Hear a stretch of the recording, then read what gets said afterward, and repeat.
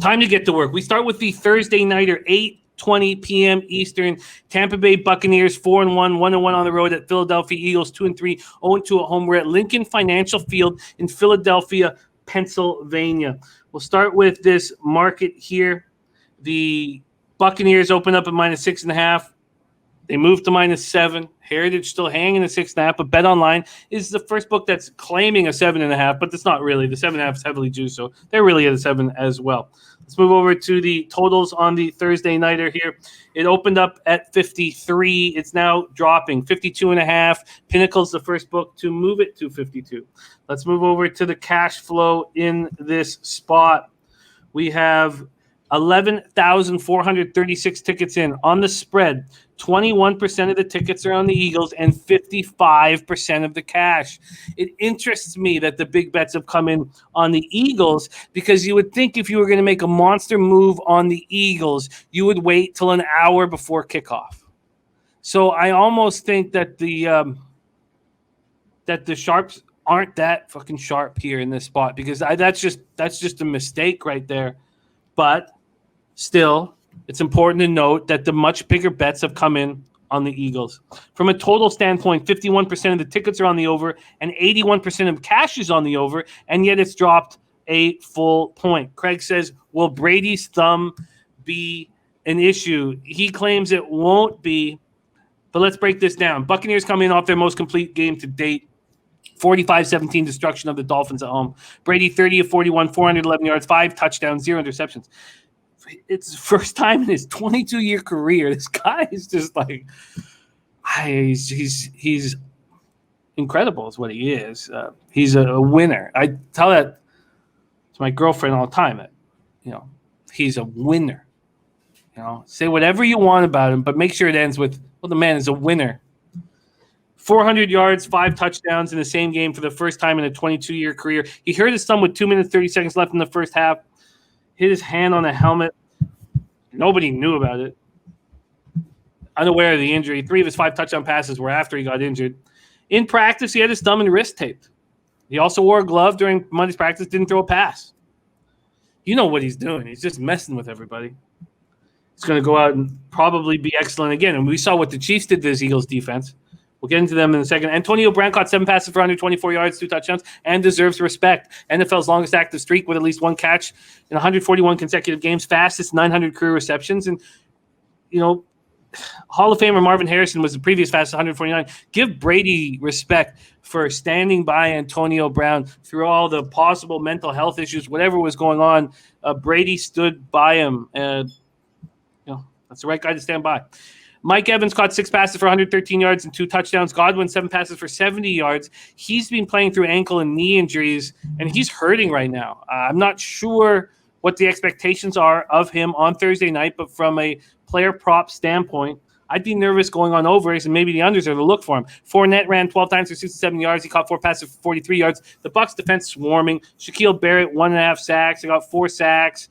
Quarterback hits. JPP returned to the lineup after missing 2 games. Jamel Dean started after sitting out the previous week.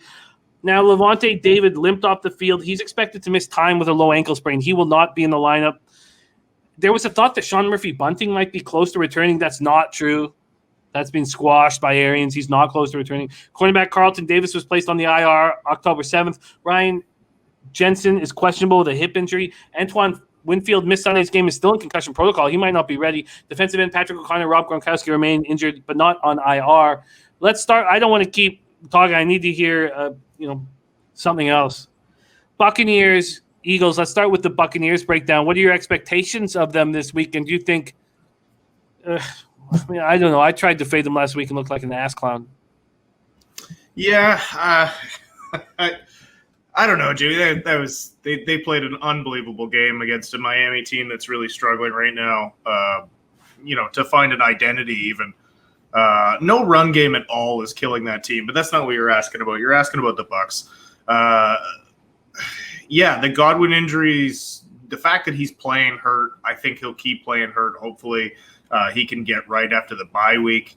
But this is a physical game, and so obviously he's gonna take a pounding. The Brady thumb thing, I think you hit the nail on the head. He's fine. He's not I don't know. He's just going to do some thumb stretches and then throw for 400 yards again.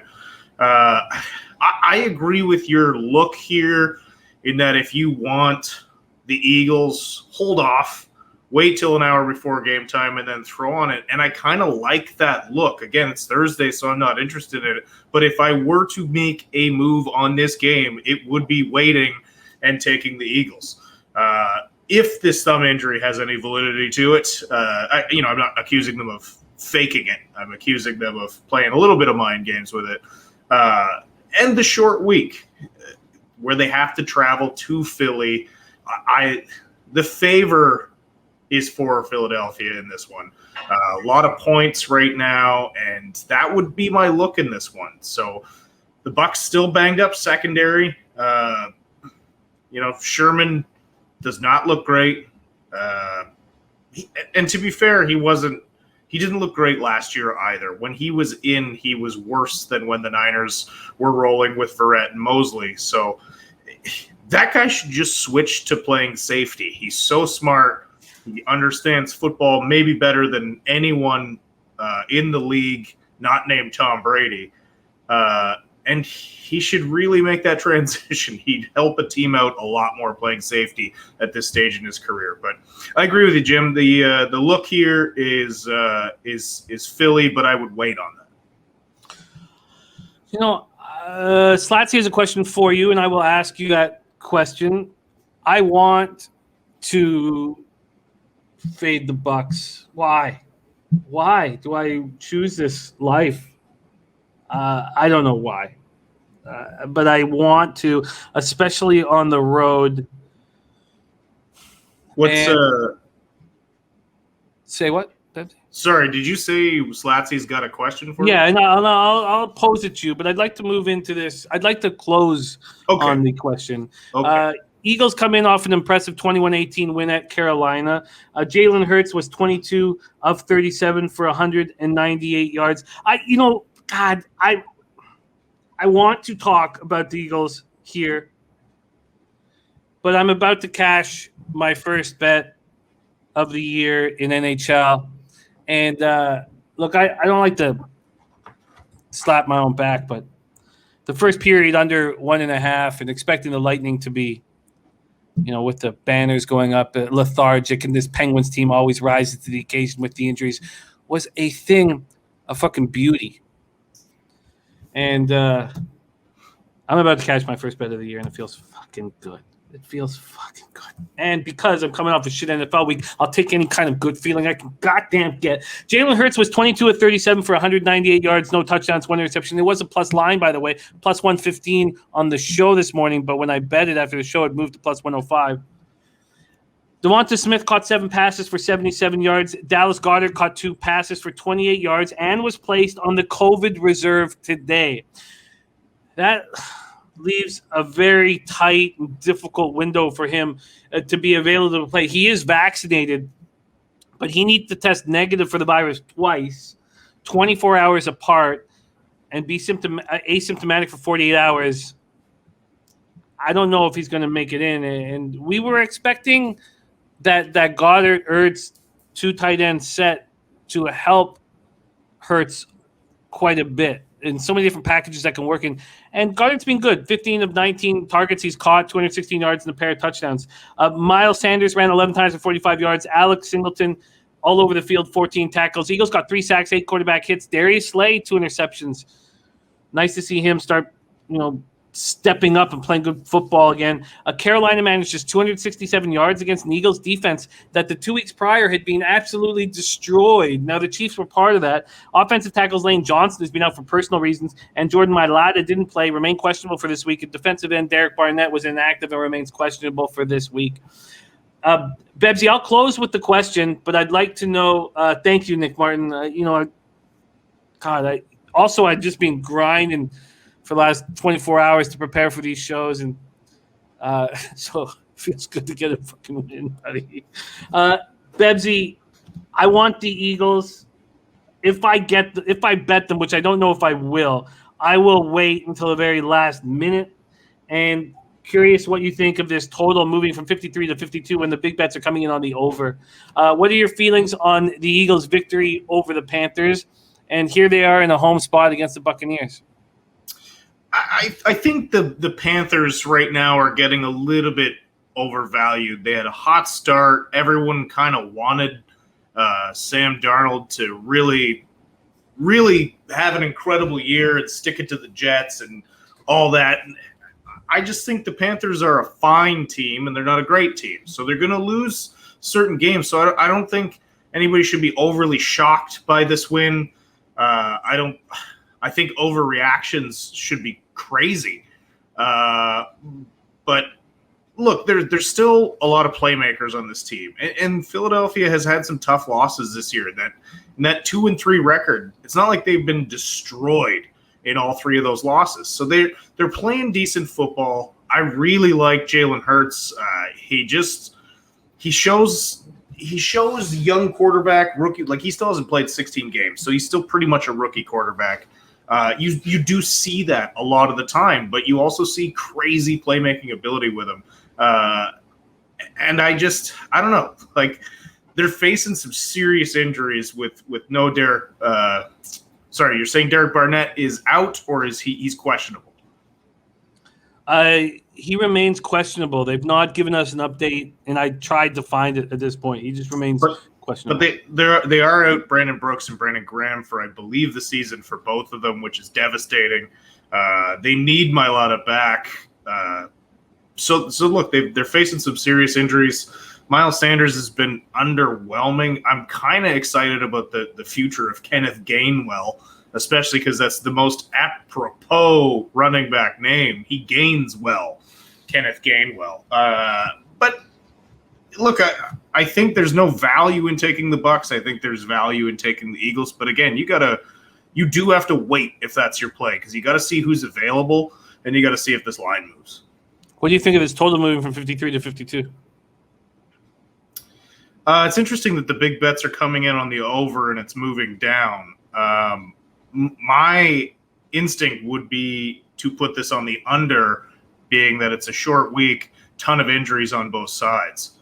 That's just my 2 cents. Apparently, I don't always agree with the Sharps. But hey, the Sharps haven't been too sharp so far.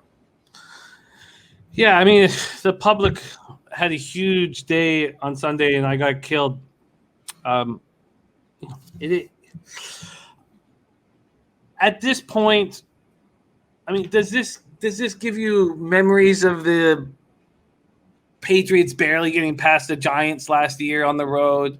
There are these spots, they barely got by the Patriots on the road, then they destroy at home. Just 3 days off. This is a veteran-laden team. The Buccaneers, they're probably more susceptible on Thursday nights, but it's a tough spot for both of these teams given their injuries. Short week, which rolls right into the question from Slats. I hate Thursday night football because I'm very much anti-NFL and pro-player and pro the game itself. And I think Thursday night football is an inferior product that puts the players at extra risk. I think it's bullshit that they have to play it. It's all about money. I don't even watch Thursday night football games, to be honest with you. I'll watch the Niners because I'll have an anxiety attack if I don't. But I'll watch the highlights later. I just don't support it. I know there's not a single player in the league that likes it playing on short rest. And again, these guys aren't fully back from the car accidents they were in on Sunday, and they're just not ready to play. So I fucking hate it, and I wish they would get rid of it. They never will, of course, but unless we all stop watching. Yeah, which it's not going to happen. It's not going to happen. No, I can't wait for Thursday night. Look, okay, let's move on from this spot. We'll move on sort of with this plan. Birdie says, I don't think you bet the Eagles because they're better or more talented. You bet them because Brady struggles on a short week. I disagree about waiting when you get a 7.5 minus 110. Bet it. Oh, look, that's what we're waiting for is a 7.5 minus 110. You know, Brady says I'm still not committed to this game, but I don't see Sharps letting this line go past 7.5. If that happens, don't bet the Eagles. That's interesting. So Birdie has the angle with if the Sharps let this go to 7.5, don't bet the Eagles. That's a very interesting take, Birdie. That's a really interesting take, and there might be a lot of truth to that angle. If this stays at 7, it's because the books won't move it to 7.5, and they're probably live. That's a very sharp take, Birdie. All right, we got Mississippi Whisperer in the house. There is your Thursday nighter. No move. You didn't quite, and I know we need to move on to be quicker, and I apologize here. Could you give me a quick take on the total? This is a veteran-laden squad that's not going to go all out after 72 hours off of the game. Do you think the under is in play? I did say I would think under in this. Just two banged-up teams playing on a short week. The under would be my play. Yeah. I think I might. Well, we're going to watch the injury situation is much more important from an Eagles side of things than the Buccaneers side of things. So I think the under is interesting, and the Eagles plus the points is interesting. Very quickly, why were the Chiefs able to destroy the Eagles defense, and then the Eagles defense was looking so good against the Panthers?